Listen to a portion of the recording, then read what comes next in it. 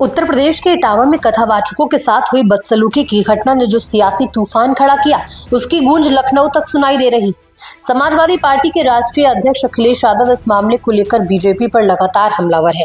इसी क्रम में अखिलेश यादव ने अब बागेश्वर धाम के पीठाधीश्वर धीरेन्द्र कृष्ण शास्त्री पर निशाना साध दिया है। सपा प्रमुख ने आरोप लगाते हुए कहा कि बागेश्वर बाबा एक कथा के 50 लाख रुपए लेते हैं और अंडर टेबल पैसे भी लेते हैं। उनके इस बयान पर अब बहस छिड़ गई है। पहले अखिलेश यादव के बयान को सुनिए। क्योंकि कई कथावाचक हैं जो 50 लाख रुपए लेते हैं। कोई किसी के हैसियत है कि धीरेन्द्र शास्त्री को बुला ले अपने घर कथा के लिए?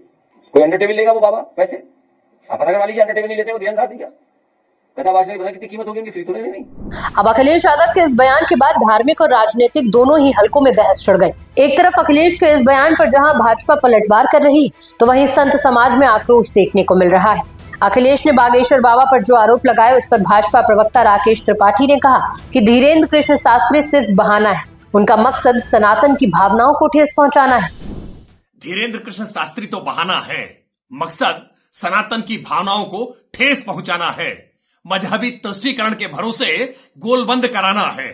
अखिलेश यादव जी जानबूझ करके धीरेन्द्र कृष्ण शास्त्री के बहाने देश के तमाम साधु संत कथावाचकों का अपमान करने की चेष्टा कर रहे हैं, क्योंकि उनको लगता है कि इनके अपमान से एक मजहबी गोलबंदी होती है, मजहबी तुष्टीकरण होता है, और इसीलिए जानबूझ करके उनकी पार्टी के नेता कभी धर्म ग्रंथों को लेकर टिप्पणियां करते हैं, कभी साधु संतों को लेकर टिप्पणियां करते हैं, कभी भगवा पर टिप्पणियां करते हैं, और कभी कथावाचकों को लेकर के, जाति को लेकर के टिप्पणियां करने का काम करते हैं।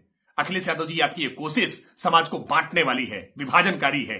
इस कोशिश से समाज को केवल नुकसान पहुंचता है और आपको भी कोई फायदा नहीं मिलने वाला। इसलिए धर्म पर, सनातन पर, समाज पर इस तरह की टिप्पणियां करना बंद करिए। वहीं संत समाज में अखिलेश यादव के इस बयान से नाराजगी है।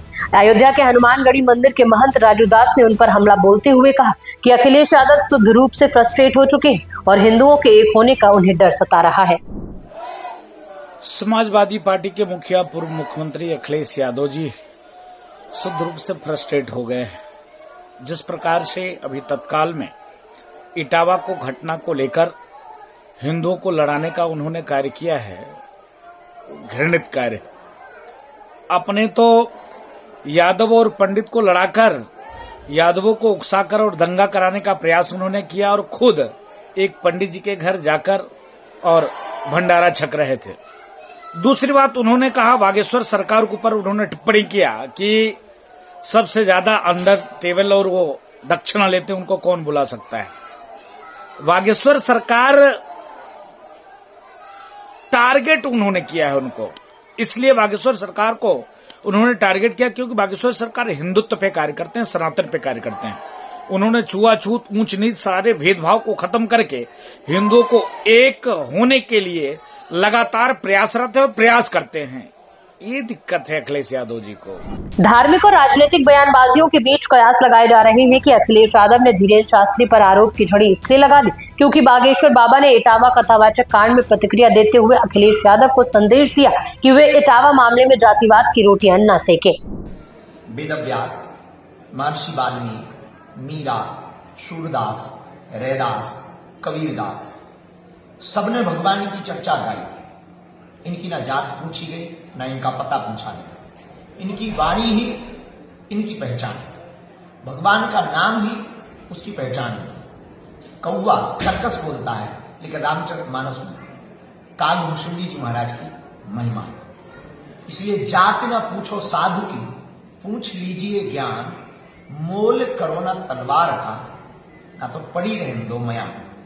अगर उसने कुछ अपराध किया ही है तो हमको तत्क्षण कानून व्यवस्था न्यायपालिका की शरण लेनी चाहिए, ना कि खुद न्यायपालिका बनना चाहिए, ताकि विद्रोह उत्पन्न ना हो, जातिवाद ना बढ़े, और जो राजनेता वर्तमान में राजनीति के नाम पर रोटियां सेक रहे हैं उनको मुंह तोड़ जवाब मिल सके, अब वो अपनी राजनीतिक कास्टवाद के नाम पर रोटियां ना सेकें। बहरहाल अखिलेश के इस बयान पर बहस जारी है। हालांकि धीरेन्द्र शास्त्री की ओर से इस पर कोई प्रतिक्रिया अब तक नहीं आई है।